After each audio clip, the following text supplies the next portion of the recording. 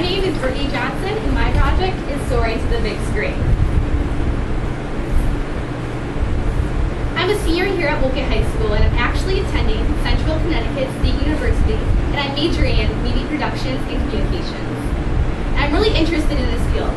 My grandpa actually worked at ESPN, and he really got me interested, and he told me it was a great career to get into, and that's when I knew I really wanted to be on television. I mean, how many people love ESPN? Raise your hands. See, I really wanted to do a job that didn't really feel like a job, something that I loved. So I'm going to break Capstone into 4 basic parts. First, you start with your proposal. That's just your idea. You got a lot of ideas going. You pick one, and that's what your project's going to be about.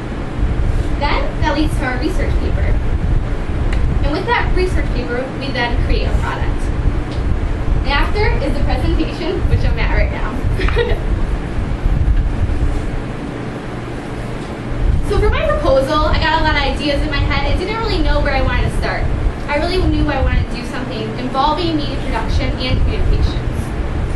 So for my proposal, some high schools, here at Wolcott High School, we have a video production class. However, at some high schools, they take it to a whole new level. Some high schools, they have classes on public relations, learning how to write documentaries, learning how to do film, broadcasting, and journalism. So for my research paper, I really wanted to focus on why was it a necessity for high schools to have such a program like this. So it was very beneficial for the students.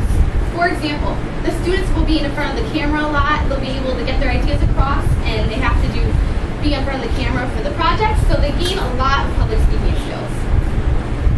Also, the students that are interested in media productions and video and film will later use the equipment that they will later use in college, the high advanced equipment. And finally, students also will gain leadership skills, teamwork, and planning. Being together in that class, they will learn how to work as a team and create a final product, and they'll have a bunch of products that they'll be really good. Also, if you're a producer, you kind of have to take control, so they will gain leadership skills. You have to kind of figure out what segments do you want to include into the project, and also what you also want to include into the whole project. Not only does it benefit the students, but it also benefits the school. Students will get to see their accomplishments broadcasted on the screen. We can have interviews with students based off what games they won, and we could also have segments from the play. And some of you may not know this, but in high school, they can send footage actually to CNN, and they can get awards for it. However, you may face some challenges while creating a program here. Some schools may not have a room for a studio and all the equipment. I mean, you need things like teleprompters, green screens, and all that, and they might not have the room for it or the money for the equipment. But just like I said, money doesn't fall from the sky. Equipment's very expensive. Very expensive. Also, you would need a well-rounded teacher in order to teach all these classes. Something to teach public relations, broadcasting journalism, and how to work all the equipment that's involved with media productions. However, those challenges can be overcome. You can use borrowed equipment. It's just as good as new equipment, and the product could be just as good. Also, students can apply for nonprofit organizations to get grants and fundraising so that we are able to create a studio with all the high advanced equipment. Also, that money can be used to hire a new teacher so that teacher could teach this program in all the different classes that it involves. So for my product, I knew this wasn't really a reality to create a program here at Wolcott High School. So I thought, for students who are interested in this career, maybe I could create a pilot program, a pilot newscast, so students can use it so it can be shown during either advisory or in the morning, so students can see their accomplishments broadcasted on the screen, and they can see what's going on in their school. So in my product, I included different segments. I included segments on the news, For example, I did Worldwide News, which was a segment with Malaysia Airline Flight 370. Also, I did Local News, which I included the new SBAC testing here at Wolcott High School. And then I did when I created my product, there wasn't really sports going on, so I did a winter wrap-up of all the sports, which included the cheerleading team, the boys basketball team, and the girls basketball team. And then I did a What's Cool in This School segment, where I included what's going on in this school. So I did interviews with students from Capstone and what's going on in their projects and why they chose to choose this class, because it is such a great class.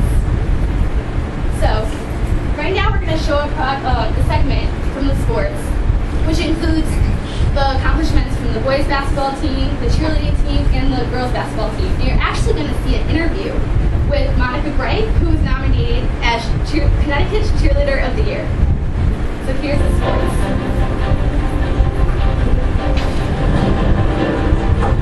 First off, we're going to start the show with the winter sports wrap-up. To start off, the boys basketball team had a great season this year. Overall, the team's record was 10-13. The boys basketball team reached their 8th win against Derby and made advance to the NBL tournament.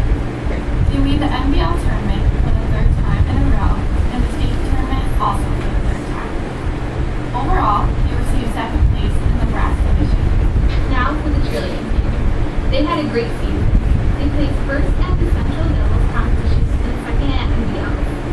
March 8th, the team competed for the state title and placed third, which led them on to further compete at the regional competition in Massachusetts March 22nd, where they placed third as well. Recently, the team went down to Myrtle Beach, South Carolina to compete for a national title and also placed third. Seniors Monica Gray, Ashley Milo, Jordan Pelletier, and Brittany Johnson made the All-NBL team.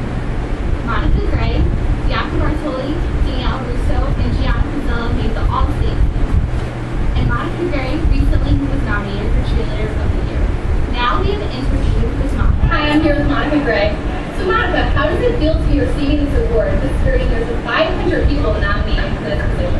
Well, it's an honor to be recognized for something I've worked at for so long, considering I've done cheerleading since I was 5 years old. So it really came as a shock to me, but I'm grateful for receiving this award. Thank you. So, does this award get presented at any type of banquet or anything? What happens?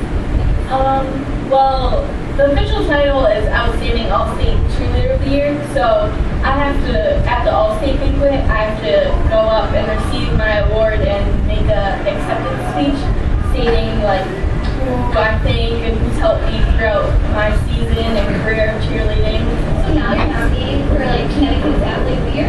Yes, I have to fill out an activity sheet and a bunch of paperwork to send into the state for them to evaluate, to pick between like football, baseball, track, like their team, like their sports athlete of the year, to choose one. So we'll see what happens. That's awesome. I wish you the best of luck. So, are you furthering your career in cheerleading, judging, or helping coach a team? I will not be continuing cheering, but I will probably come back and help the high school team. Like my coaches for 4 years, I'll help them coach younger girls, and I'm thinking about judging for high school competitions. Since I enjoy watching cheerleading so much, might as well judge it and be still an active participant in the cheerleading community. Let's great that you're still Lastly, girls basketball had a great season this week. Their overall record was 15-9. This was the first time the Wolcott girls basketball team has ever made it past the NBL quarterfinals. They played Sacred Heart in overtime, which qualified them for the semifinals. They then made it to the state tournament, where they played Ellington home, which was an intense game they ended up winning with a score of 61-48. The girls recently played against Holy Cross High School, which was part of the 2014 Connecticut Girls State Basketball Playoff Bracket, CIAC Class 10. Kayla Briere and Madison Hanlon made the All-Brass team. That's all we have for sports. Next coming up is News of the Week. So I really wish I could hard, but it's 25 minutes long. So that was the winter sports wrap up. So a lot of work went into the segments. I had to find out the accomplishments of the team, their winnings, what they scored that week, this and that. And then also I had to find stories and what I wanted to include.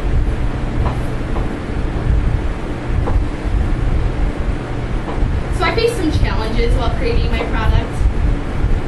At first I didn't really know how to use the equipment, like the advanced cameras and stuff. Actually, with that interview with Monica Gray, we kind of had trouble filming that. We had to set the camera up, and some cameras were dead, and it was just really hard.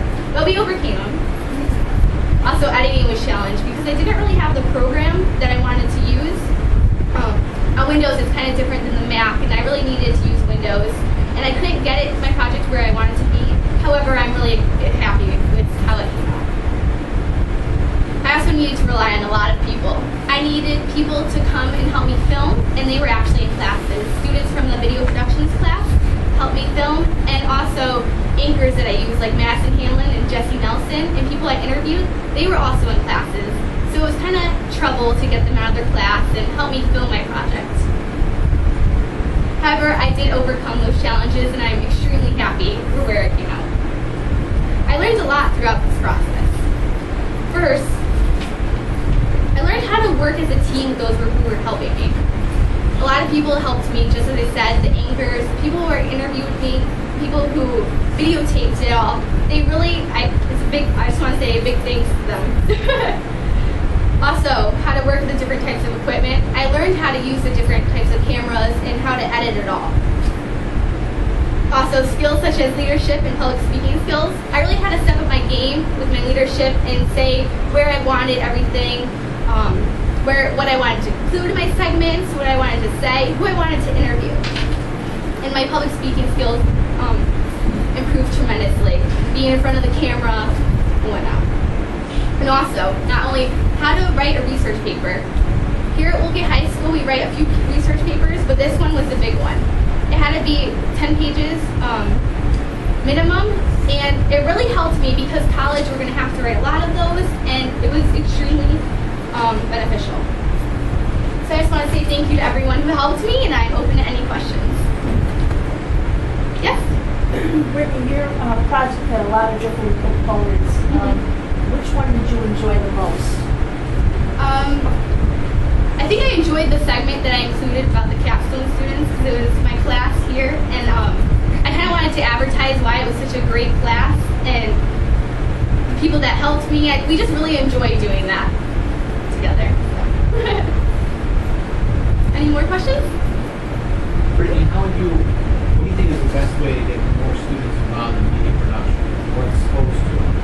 I think what I created here, that pilot newscast, and we show students that they can do that. We can have it shown in advisory, and students can get involved in it. I think that will improve, kind of get students into it more. So. Anyone else?